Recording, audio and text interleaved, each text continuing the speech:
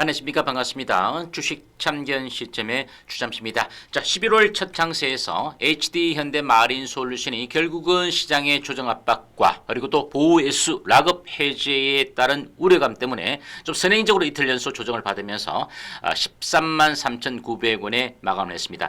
이미 여러분께 말씀드린 것처럼 주가 자체가 1차적인 목표가 그리고 2차적인 목표가를 돌파하고 난 다음에 이제 의미 있는 5만원 선의 가격대까지 올라가지 못하고 결국은 주가 자체가 14만 7,700원의 고점을 찍어주고 난 다음에 소폭적인 눌림목을 받아가고 있는 그런 모습인데, 자, 이 구간 속에서 우리가 추가적인 락업과 관련된 부분 그리고 2대 주주의 과연 매물화의 가능성 이런 부분들을 좀 살펴보는 시간을 갖도록 하겠습니다. 끝까지 방송을 잘 청취를 해주시고 영상 청취 이후에는 추첨시 채널 성장을 위한 구독과 좋아요 한 번씩 눌러주시면 감사드리겠습니다. 자, 먼저 HD 현대 마린솔루션과 관련된 부분에 대한 수급적인 부분부터 좀 살펴보도록 하겠습니다. 자, 외국인들의 지분율 자체는 신규 상장주죠. 5월달에 상장이 되어 있는 그 종목인 만큼 아직까지는 강력하게 매수에 가담할 수 있는 그 시간차가 좀 남아 있는 것도 사실인데, 꾸준하게 외국인들이 적극적으로 매수에 가담해주면서 지분율이 아직은 이제 3% 초반입니다. 3% 초반에 있는 것도 사실이지만 그래도 꾸준하게 외국인들이 저가권에서 주가의 우상향을 견인해 가고 있는 것도 사실이고, 이에 따라서 기관 투자자들도 간간히 매도가 나오기는 하지만 여전히 외국인과 기관들의 동반적인 매수세가 주가 상승을 이끌어가고 있다라고 보시면 되겠습니다. 자, 기관 투자자들이 10월부터 이제 11월 1일 정도 한 달 정도의 1개월 된 누적 포지션 자체는 15만 주를 넘겨가는 그런 모습이죠. 최근에 18만 주 가까이 올랐다가 조금 단기간에 시장이 급락 구간, 즉 10월 마지막 장세가 코스피 시장에서 월간 기준의 지수 최저치로 폭락을 했던 것도 사실이고요. 물론 11월 시작하는 구간 속에서도 미국 증시의 급락 여파가 시장의 부담으로 작용이 되어진 것도 사실인데, 아까 잠시 말씀드린 것처럼 락업 해제와 관련된 이와 같은 우려감들이 약세장 국면 속에서 오히려 먼저 좀 차익성 물량들도 추리가 되어진 것도 영향이 있다, 이렇게 보여집니다. 아무튼 간에 3분기까지 강력한 실적 개선과 그리고 메이저 수급까지 유입되면서 9월의 바닥권이죠. 99,500원 대비해서 14만 7,700원까지 올랐으니까 거의 상승폭 자체가 50% 넘지 않지만 그래도 48% 이상 수준까지 많이 올라왔죠. 이제 한 50% 정도 가까이 올라왔으니까 다소의 좀 적절한 차익성 물량과 또 단기적인 매물까지 받아가면서 다시 한번 수렴을 거치고 난 다음에 재상승 쪽으로 우리가 한번 좀 가닥을 잡아가는 것도 중요한데, 나중에 좀 기술적으로 좀 방송 후미 부분에 좀 대응 전략도 좀 말씀드리도록 하겠습니다. 아무튼 선박 엔진의 유지 보수, 즉 AM 솔루션 부분의 성장을 실적을 좀 견인해가면서 주도해가고 있고, 여기다가 디지털 솔루션 부분도 역성장세에서 3개 분기 만에 회복세로 좀 전환이 되어졌죠. 또한 배출가스 저감 장치뿐만 아니라 연료 효율 개선과 관련된 정비, 즉 LNG 연료 시스템과 관련된 친환경 선박의 신규 수주의 확대까지도 우리가 기대가 되는 그런 모습인데, 특히 신규 사업으로 진출했던 이 선박 엔진의 핵심이라고 할 수 있는 축발전 시스템의 사업 다각화도 시장은 좀 긍정적으로 보고 있다, 이렇게 보시면 되겠습니다. 아시겠죠?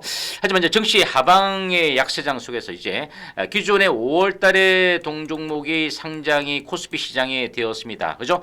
공모가가 83,400원의 공모가의 상단 부분으로 확정이 되어지면서 시장에 이제 진출을 했는데, 자, 그러면 83,400원의 공모가에 대비해서 우리가 전일 종가죠. 그러니까 예를 들어서 10월 31일 날 종가 정도만 놓고 보더라도 어떻습니까?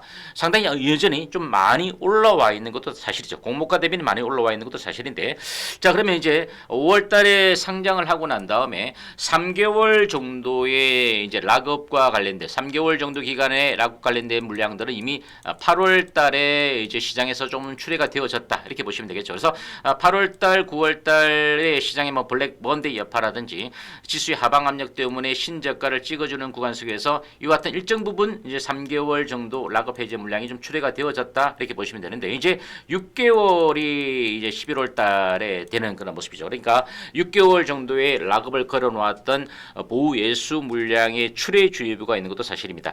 자, 우리가 이 종목에 대해서 아직 분기 보고서에 대해서 이제 우리가 좀 나중에 살펴봐야 되겠습니다만 일단 반기 보고서의 기준이죠. 반기 보고서의 기준을 놓고 봤을 때 최대 주주는 HD 현대죠. HD 현대가 최대 주주로 보시면 되겠습니다. 그러면 최대 주주의 어떤 지분율 자체가 55.79%를 쥐고 있거든요. 55.79%. 거의 뭐 절반 이상이죠. 근데 이 중에서 또 HD 현대에 대해서 또 지분율을 많이 들고 있는 사람이 바로 우리가 많이 들어봤던 예전에 축구 협회장이죠. 정몽준 회장이 한 26% 정도 이상을 들고 있다라는 정도만 참조를 해보시면 될 것 같고 아무튼 최대 주주 HD 현대뿐만 아니라 특수관계인의 지분율 거의 없다고 보시면 됩니다. 그러니까 최대 주주 및 특수관계인의 지분 자체가 결국은 최대 물량 락업 물량으로 출회가 되어질 수 있는 가능성은 없다라고 보시면 되죠. 즉 1대 주주, 최대 주주와 특수관계인의 물량 자체가 출회되어질 수 있는 가능성은 거의 없다. 이렇게 여러분들 보시면 될 것 같고 다만 이제 2대 주주와 관련된 부분인데요. 이 물량들이 좀 적지는 않습니다. 그러니까 우리가 이제 미국의 사모펀드 KKR이라고 여러분들 좀 이해를 좀 해보시면 되는데 얘네들이 이제 갖고 있는 물량이 예전에 2021년도죠. 2021년도니까 이제 IPO 하기 프리 IPO에 이제 지분을 좀 미리 투자해 놓았는데 현재로서 우리가 좀 투자했던 가격 대비해서 주가 자체가 한 3배 이상 올라와 있는 그런 모습이니까 지분율 자체가 2대 주주로서 이 KKR이 갖고 있는 동사에 대한 지분율이 무려 24.18%나 됩니다. 엄청나게 많은 것도 사실이죠. 거의 이제 1,000만 주가 넘는다. 정확하게는 1,075만 주 정도가 될 텐데 아무튼 이제 이 부분이 매물화가 이끌어지게 되면은 뭐 1조 원대 정도의 매물 이익을 볼 수 있지 않을까 이렇게 보여지거든요. 그러니까 이 1,000만 주가 쏟아지게 되면 상당히 어렵습니다. 왜냐하면 HD 현대 마린 솔루션의 이제 주식 수를 감안해 봤을 때 적지 않은 물량이거든요. 그런데 우리가 여기서 하나 알아두셔야 될 것은 장내 매도를 통해서 물량을 이제 충격파를 주지는 않을 것이다라는 부분이죠. 그러니까 만약에 매도의 의사가 있다고 한다 할지라도 이제 시간외 거래죠. 시간외 거래에서 제3자 받아 떠가야 되는 받아가는 3자의 주체죠. 이 주체에서 할인율을 좀 적용을 한다든지 해서 시간외 거래에서 떠넘기면 할인율을 적용해서 받아갔던 요 놈들은 나중에 또 주가의 평가 차익을 노리거나 아니면 할인율을 받았던 만큼 다시 한번 시장에서 언제든지 패대기 칠 수 있는 그런 부분인데 근데 중요한 것은 HD 현대의 마린 솔루션이 상당히 업황도 좋고 그리고 또 실적도 너무 좋다는 거죠. 그래서 하반기에 연말에 주주환원이죠. 주주환원을 통해서 이제 주주가치 제고를 좀 해서 밸류업과 관련된 부분에 대해서도 좀 신경을 쓰고 있기 때문에 요 2대 주주 KKR의 입장에서 봤을 때는 어떻게 좀 봐야 되겠습니까?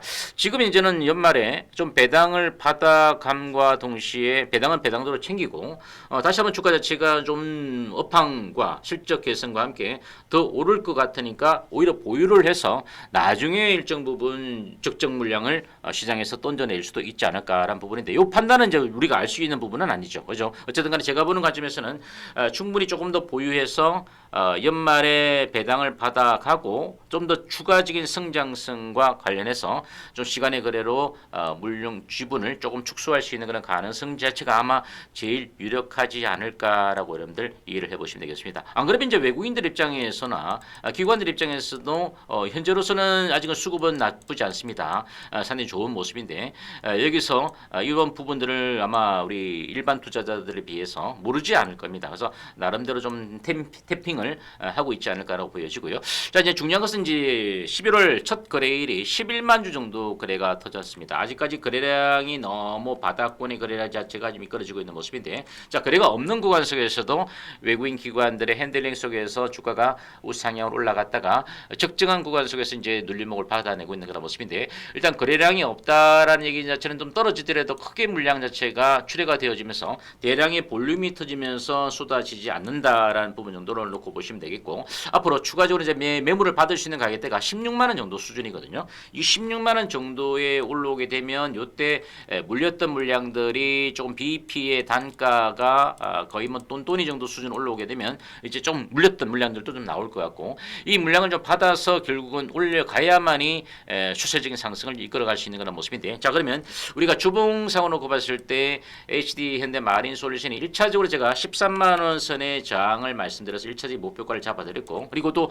현재 이 다시 한번 추가적인 이제 지분 물량을 좀 받을 수 있는 그 저항 라인대가 14만 한 5천 원 정도 수준이었거든요. 근데 이를 이제 돌파하면 15만 원 선을 좀 바로 돌파하면서 슈팅이 나오지 않을까 이렇게 봤는데 시장 흐름의 약세장 구간 속에서 이를 뚫어내지는 못했다라는 거죠. 그죠? 그러면 일단 14만 5천을 뚫어내고 14만 7,700원 올라갔으니까 이번에 다시 한번 눌림을 받아내고 올라간다라면 15만 원 선을 뚫고 올라갈 수 있는 가능성이 있고 그 다음에 이제 추가적인 목표치를 우리가 16만 원 정도의 매물 자체가 만만치 않다라는 부분이죠. 결국은 요 가격을 어떻게든 돌파를 해야만이 추가 상승이 가능하지 않을까 하는 부분인데 상당히 뭐 흐름 자체는 나빠 보이지는 저는 않는다 이렇게 보여집니다. 연료 공급 서비스 벙커링 부분 자체도 매출액이 계속적으로 증가를 해주고 있는 것도 사실이고요.